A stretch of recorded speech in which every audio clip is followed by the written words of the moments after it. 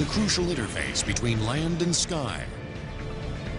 They're the main drag at big city airports and a thin ribbon of hope in the bush. They can be 3 miles long or as compact as a football field. Now, Runways on Modern Marvels.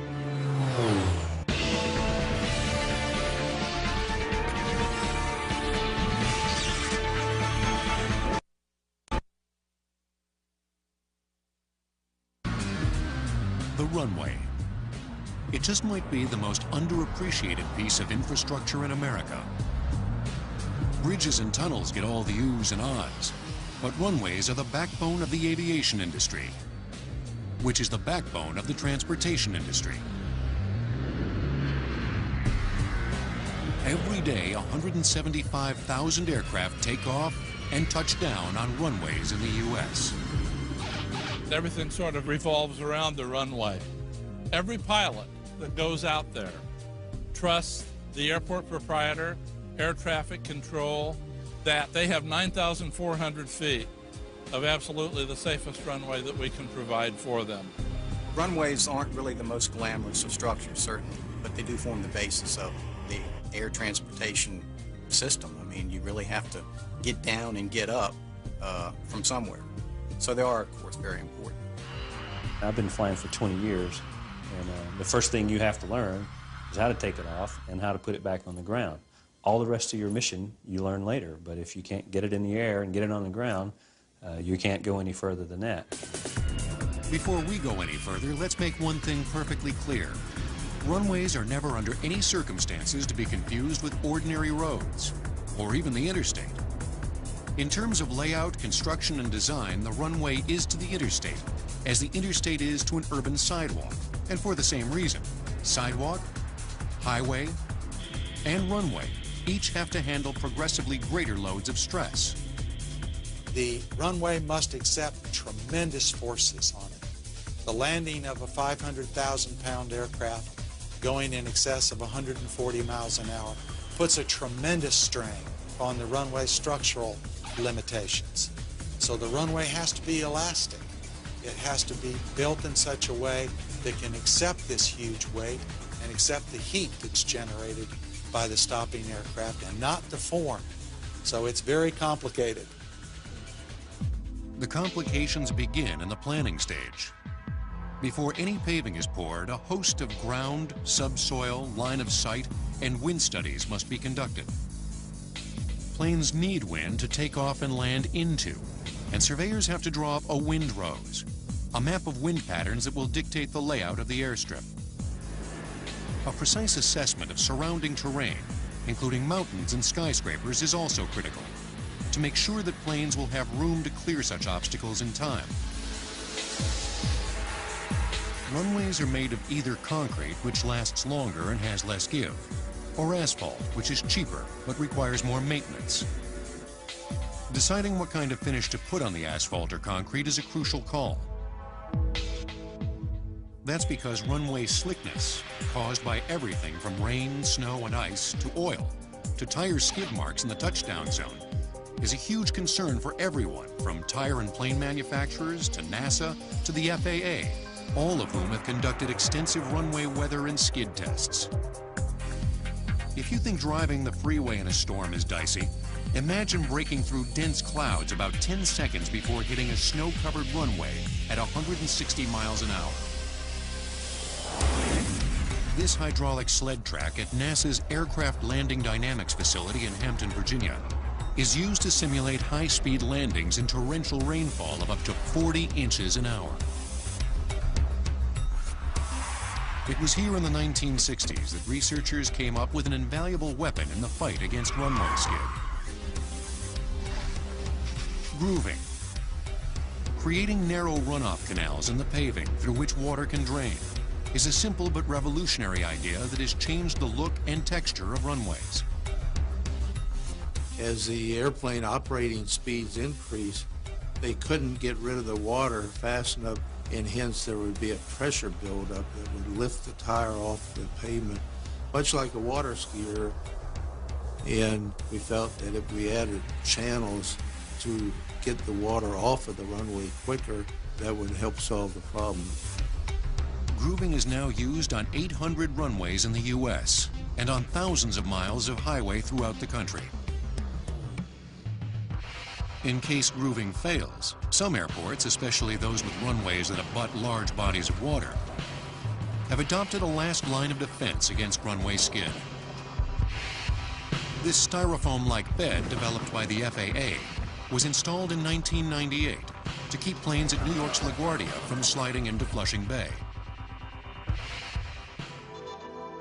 Clearly, runways have come a long way since the early days of aviation, when planes were so light that they could touch down and rumble to a stop on farms and meadows.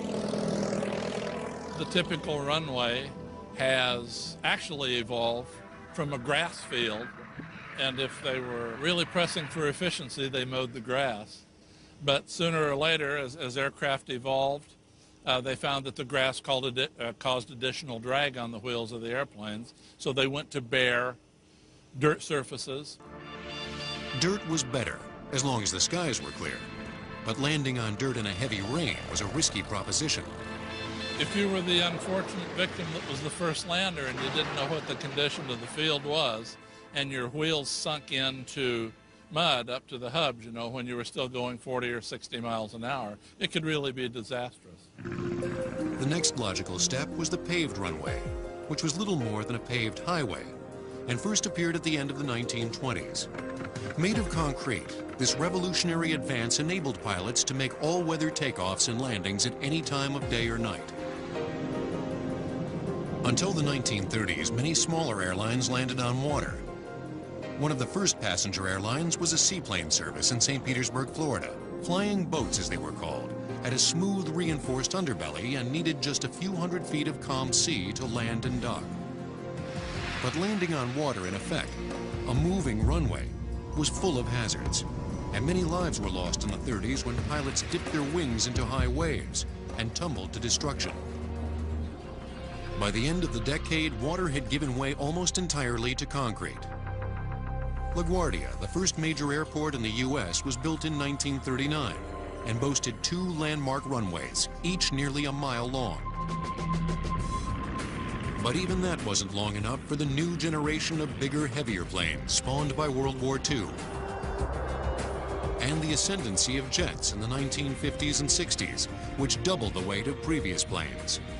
Overnight, runways too would have to double in size. Jet age runways for the new jet age. Only 543 of the nearly 24,000 runways in America are longer than 9,000 feet. Runways will continue on Modern Marvels here on the History Channel. The jet age of the 1960s turned air traffic into mass traffic and triggered a revolution in airport and runway design. Dulles International was the first jet age airport in the U.S. Cleared for takeoffs in 1962, Dulles boasted 3 runways, 2 of which stretched out an unprecedented 2 miles. The 1960s were a boom period for runway construction.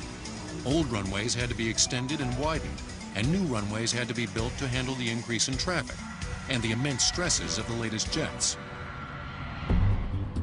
Laying down a thick coat of concrete for a 2-mile runway that was, with shoulders, nearly as wide as a football field was no small task.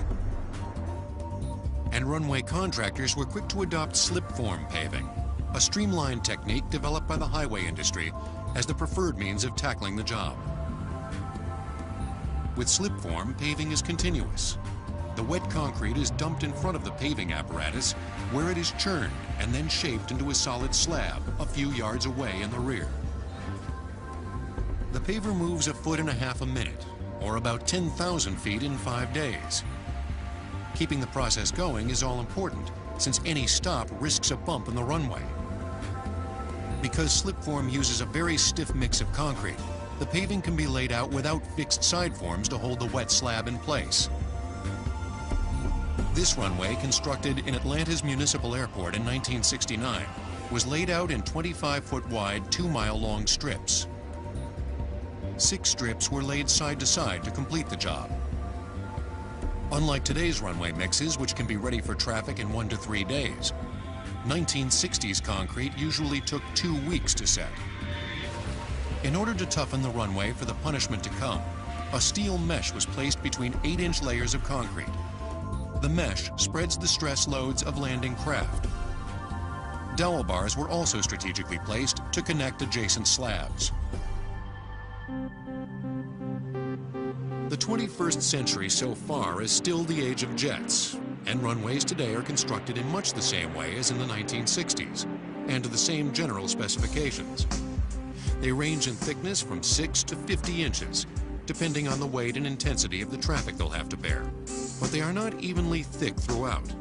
The biggest loading, of course, is in the touchdown areas, roughly 2,000 feet on either end of the runway. That can amount to several 100,000 pounds in a relatively small tire contact area. And hence they normally have the thickness of the pavement in those touchdown areas greater than what they have in the middle portion. Creating a smooth grade is critical in runway construction, since planes landing at high speeds will turn even minor variations into a roller coaster ride. The stringline technique, in which surveyors set up a line on either side of the paver to trace the desired grade of the runway, is the most popular. A wand from the paver touches the line, measuring changes in elevation, and the machine hydraulically adjusts the height of its paving pan to make the smoothest, most even surface possible.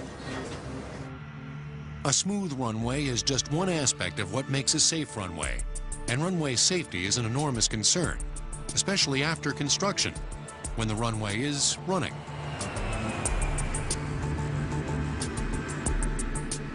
That's because, ironically, the time a plane spends on the ground can be one of the most dangerous parts of air travel.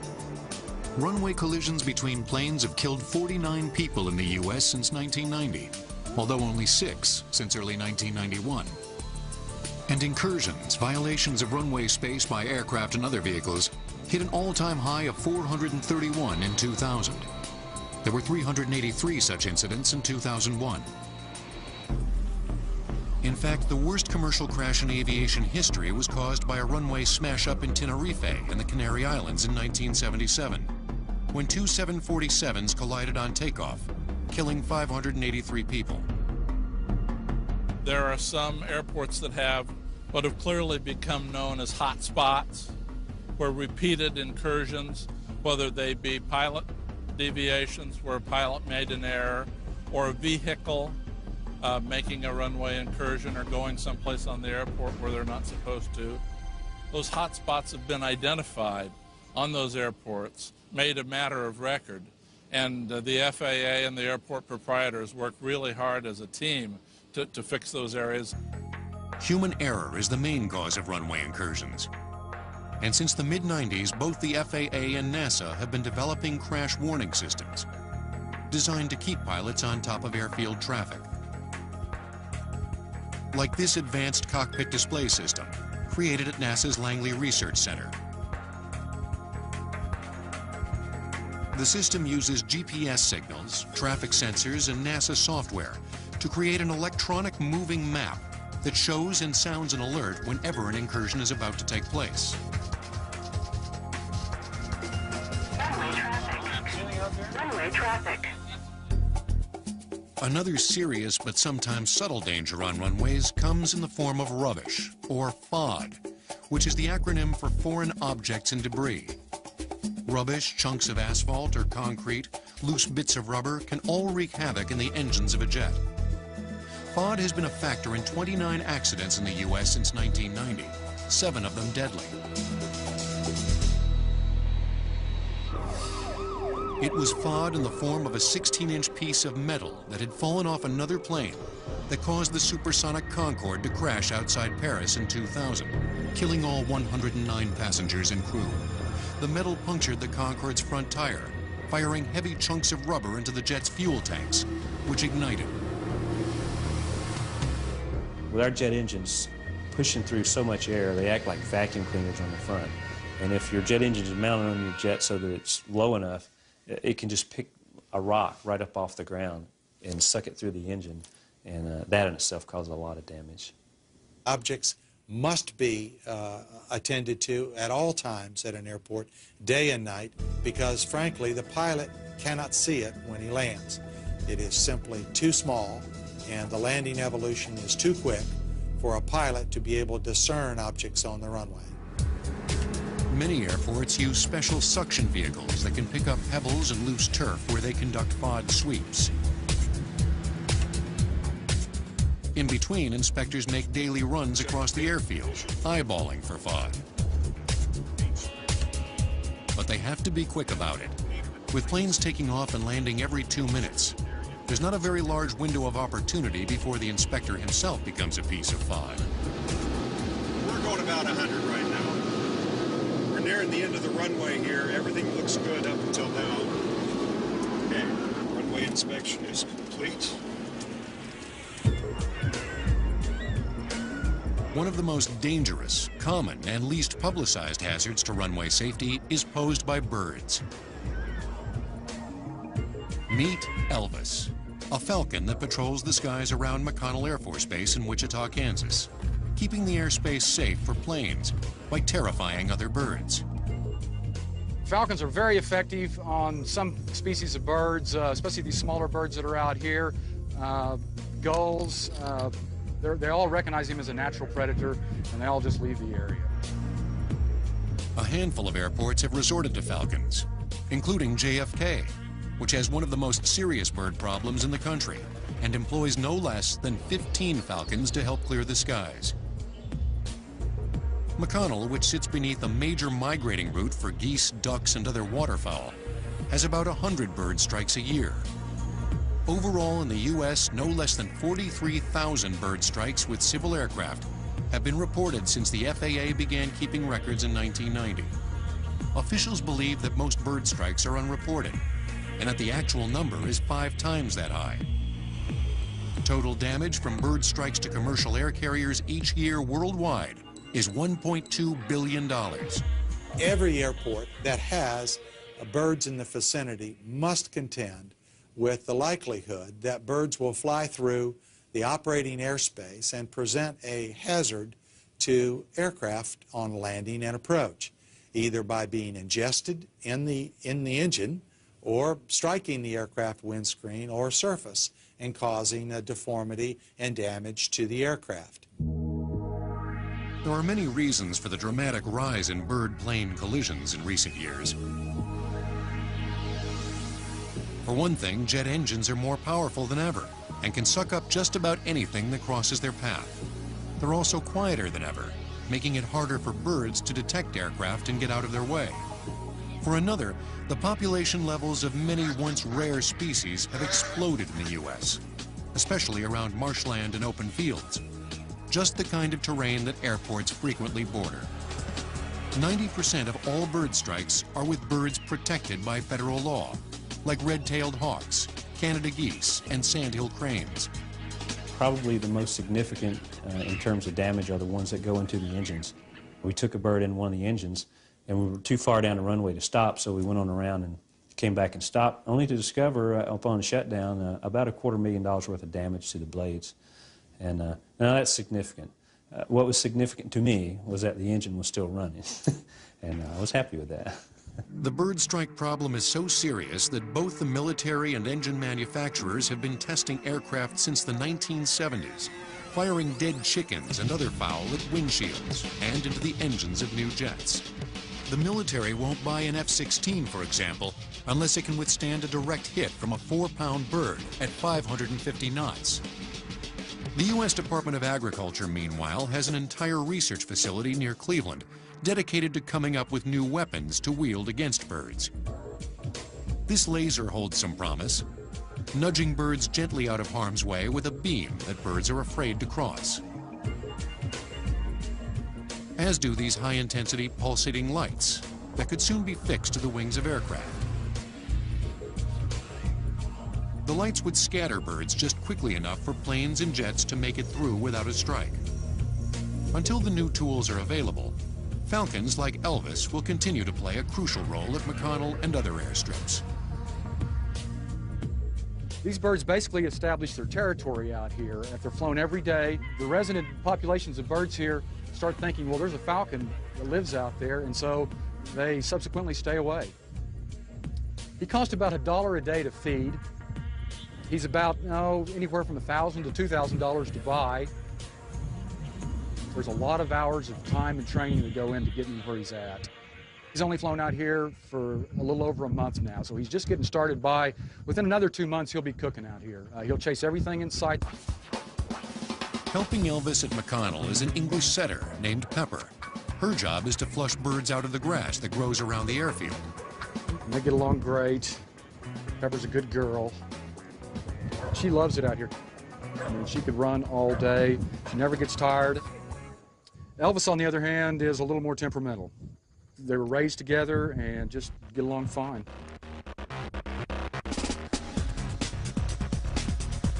Bird strikes are such a serious and escalating problem that one entrepreneurial falconer in Canada has developed a fully functioning falcon robot that could be cheaper than live birds, since it doesn't have to be trained or maintained. Robo Falcon can fly for 8 to 12 minutes, has a wingspan of between 4 and 9 feet, and a wing beat rate of 3.5 to 7 beats per second. JFK, among others, has auditioned the mechanical Predator, which comes in 5 sizes, costs between $6,000 to $10,000, and could one day make all the difference in the war for airspace between birds like this and birds like this. A 12-pound Canadian goose struck by an aircraft flying 150 miles per hour at liftoff generates the force of a 1,000-pound weight dropped from a height of 10 feet. Runways will return on Modern Marvels. Some of the most fascinating and unusual runways can be found on America's 12 aircraft carriers, floating airports that can race to any hotspot in the world at over 30 knots.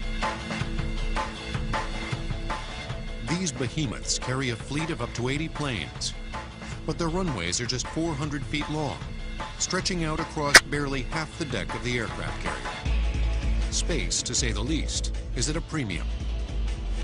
We actually take an entire city at sea, an airport at sea, and we condense it down into that ship, which is 1,100 feet long, and it's quite an operation. It's a real ballet of things going on all at the same time. Aircraft carrier runways aren't long enough for jets, which weigh up to 65,000 pounds, to lift off on their own power, so they have to be catapulted into flight. Each carrier has 4 steam-powered catapults, which attach by way of a slide track on the runway to a T-bar on the plane. The hydraulic engines that power the catapult are below the runway and weigh 1,000,000 pounds apiece. Each one is capable of launching an aircraft from 0 to 150 miles an hour in under 2 seconds. The catapults are 300 feet long and are comprised of 2 steel cylinders with 2 2,500-pound pistons inside. These catapults can create an amazing amount of force and will launch the aircraft off the end of the flight deck, regardless of the fact if the engines are on or not. Your head is back against the headrest because the G-forces will take your head and put it back against the seat. And then as soon as you're airborne, you kind of get this pause because now the acceleration has stopped, and now the only thing that's driving the airplane forward is the aircraft's 2 engines. Landing on a runway at sea is even more hair-raising, a kind of controlled crash at very close quarters. Once again, the runway is too short for a plane to land in a conventional manner. Instead, a hook on the tail of the plane has to catch one of 4 arresting cables that are stretched out across the deck. It is a pretty violent stop when you're going from 140 miles an hour down to 0 in a matter of about 450 feet. One of the training airplane I flew when I first started flying, you would get black and blue marks right here when you caught the arresting gear, and your body wants to keep flying forward, but the airplane's going to stop when you caught a wire. Making the landing even more violent is the fact that these pilots have to gun their engines on touchdown, just in case they miss the wire and have to stay airborne for a second go-round. They also have to land exactly on center line. The lateral margin of error for these runways is just 5 feet, Any more than that, and the larger jets could clip the wings of an adjacent jet readying for takeoff. Oh yeah, did we forget to mention that these pilots have to do all this with a moving target? We need a minimum amount of wind over the flight deck.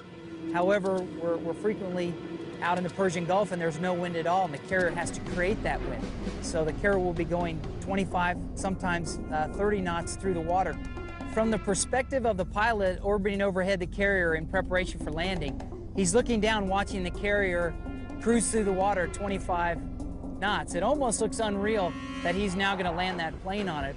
You can imagine the type of precision it takes to fly that, and then when they come out of the fog or the clouds and see the carrier to make those last few corrections precisely and land safely on the ship.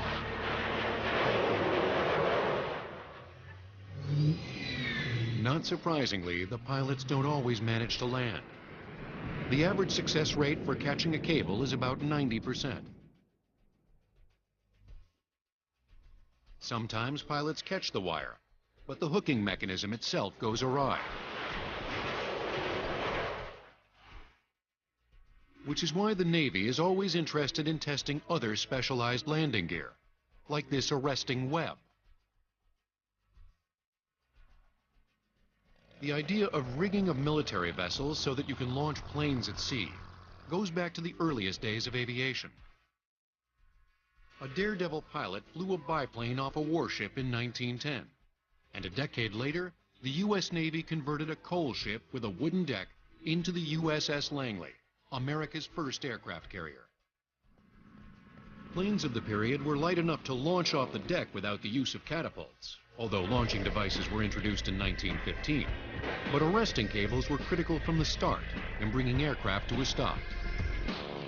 The first steam catapults were tested in 1934, and they were barely powerful enough to keep planes aloft until they could fly under their own power. By the start of World War II, aircraft carriers were devastating war machines, each one packed with a fleet of bombers, and they played a critical role, especially in the Pacific. The Cold War spurred the development of aircraft carrier technology, and steam catapults capable of launching jets were introduced in 1954. By now, America's airport on the ocean was a forbidding symbol of power and reach. Although there were occasional failures, like this botched landing on the carrier Essex in 1956.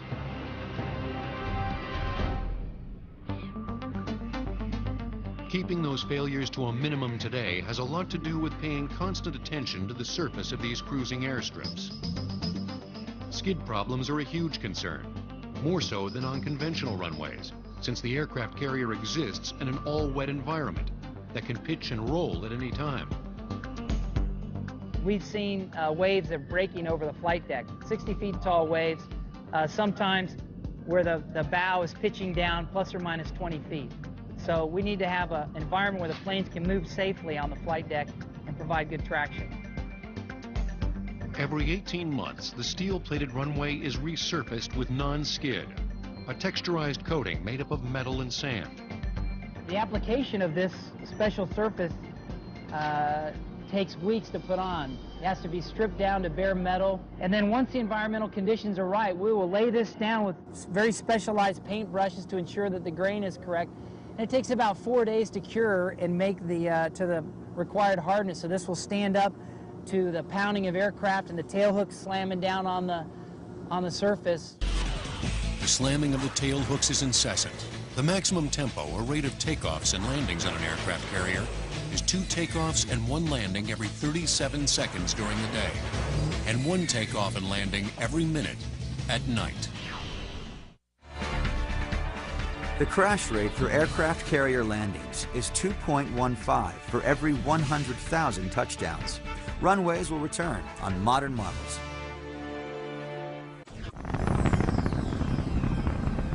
America's space shuttle goes up higher and stays there longer than any other contemporary manned aircraft in the world. But the shuttle, like everything else that leaves the ground, needs a place to touch down. The runway itself, of course, was desired to be incredibly flat, incredibly long, and wide, because you do have, at the time the runway was designed, essentially an untested vehicle, and it's not going to handle quite as nicely as an airliner. So you want a very long runway, very flat, very wide. The shuttle actually has 2 runways in the U.S. The main one at Kennedy Space Center in Cape Canaveral, Florida, and a backup at Edwards Air Force Base in Southern California. The runway at the Kennedy Space Center is one of the longest in the world, 15,000 feet long, with 1,000-foot overruns on each end. That's nearly 3 miles, or 50 football fields end to end. It's also 3,000 feet longer than the runways at JFK and LAX. The shuttle needs all that room because its braking system isn't comparable to that of conventional jets.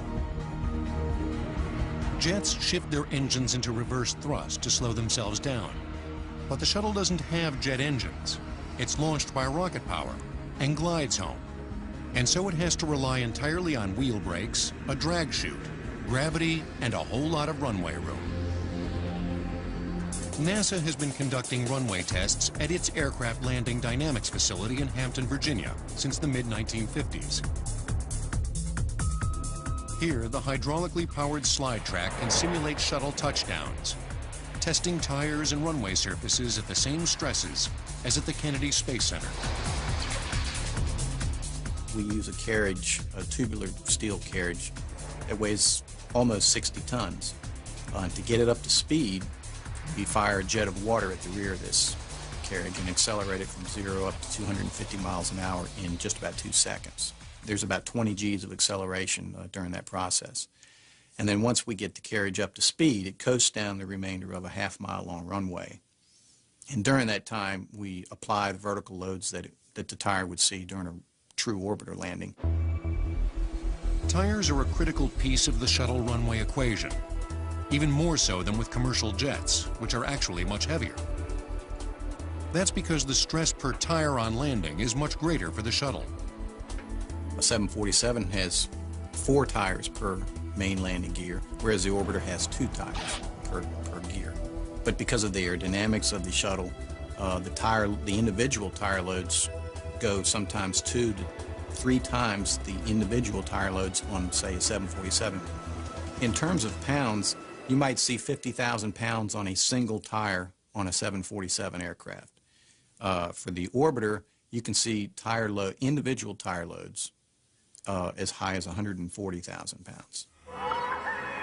The stress is so great that the $4,000 16-ply shuttle tires can be used safely just 6 times.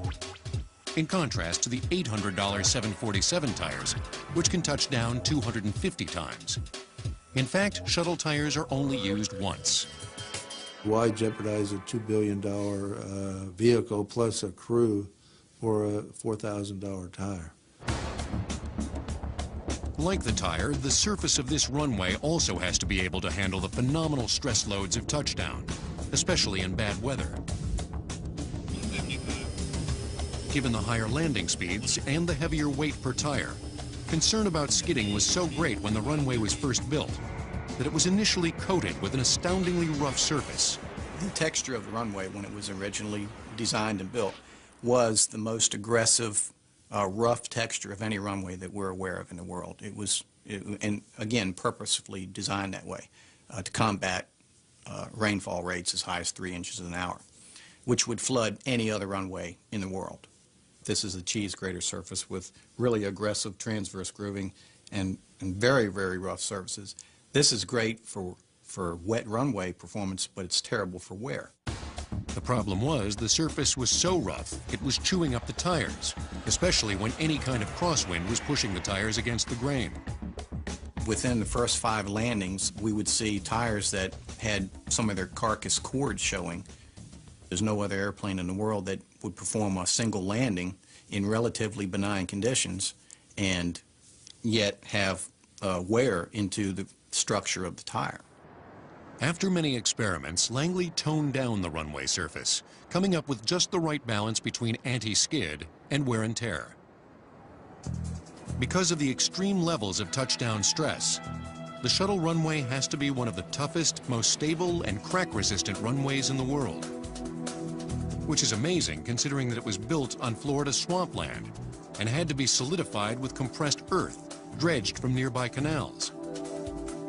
That foundation is topped by a 6-inch layer of soil cement mixture, which is in turn buried under 16 inches of solid concrete, all of which is maintained at what is virtually a 0% grade. The shuttle runway is built to much higher standards in terms of flatness and levelness compared to the average runway at a commercial airport. All of us have seen long period dips and bumps in those runways. The flatness of the shuttle runway is pretty incredible. It's approximately 0.2 of an inch per 1,000 feet, which is very, very flat. And when you consider that it's in the area that it's built in, sort of a swampy area, you know, with ground motion and so forth, it took quite a bit to make it that flat and keep it that flat. Speaking of flat, one of Langley's worst nightmares involves landing the shuttle with a blown tire. In 1989, researchers tackled the question of where to land the shuttle in the event of a blowout. On the rough concrete of Kennedy, or the softer, wide-open lake bed of Edwards Air Force Base. There's two schools of thought. One is land on the lake bed because it is wide open, and you do have a lot of room for problems. But the concern there may be, are you going to dig into that surface and cause so much drag that you lose control of the vehicle?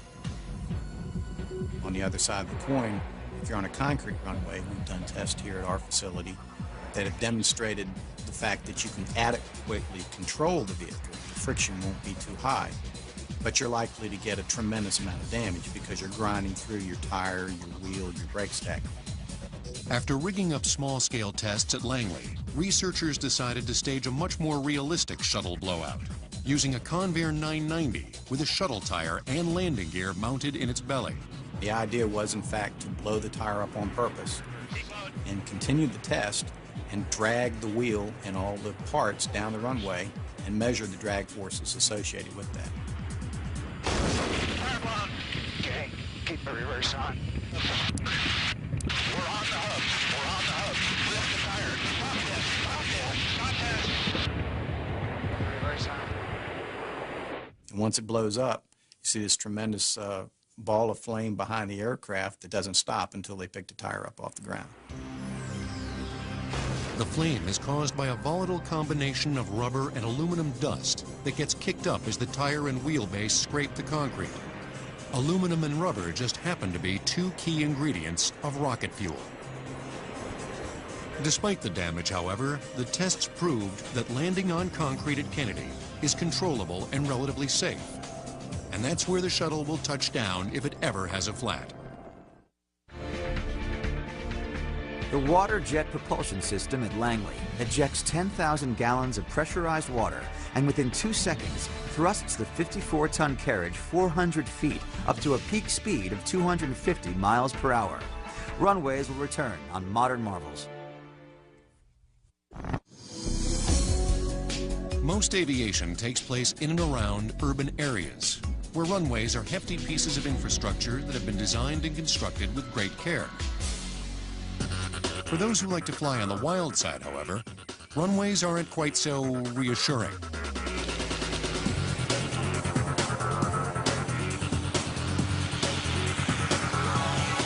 Welcome to the Frank Church River of No Return Wilderness in central Idaho. 4.6 million acres of canyons and gorges, where flying is a thrill and landing can seem unthinkable.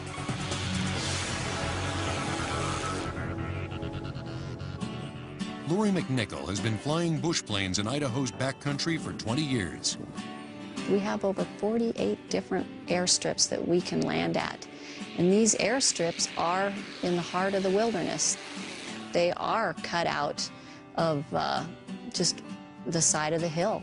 And when you are traveling across this vast land, which 4.6 million acres is, you are looking for one little scratch, or a lot of people say, that postage stamp is where we're going.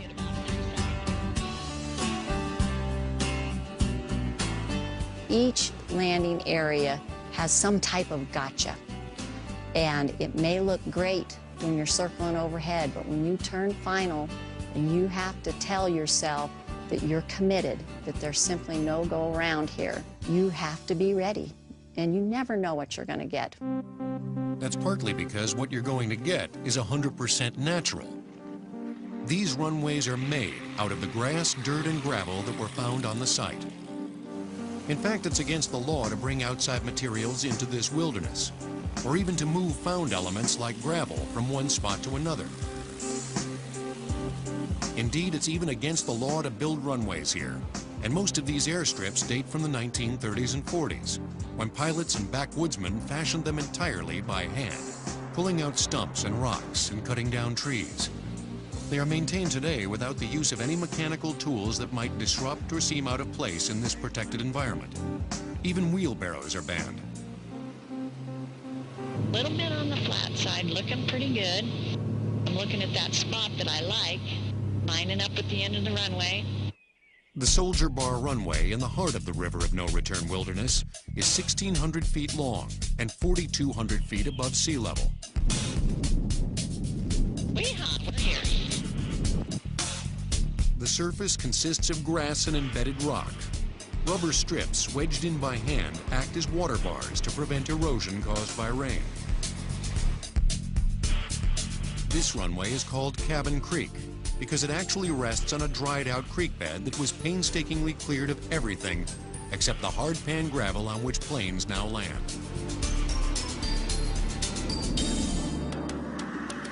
There are thousands of bush pilots flying into and out of hard-to-access parts of the U.S., as well as the rest of the world.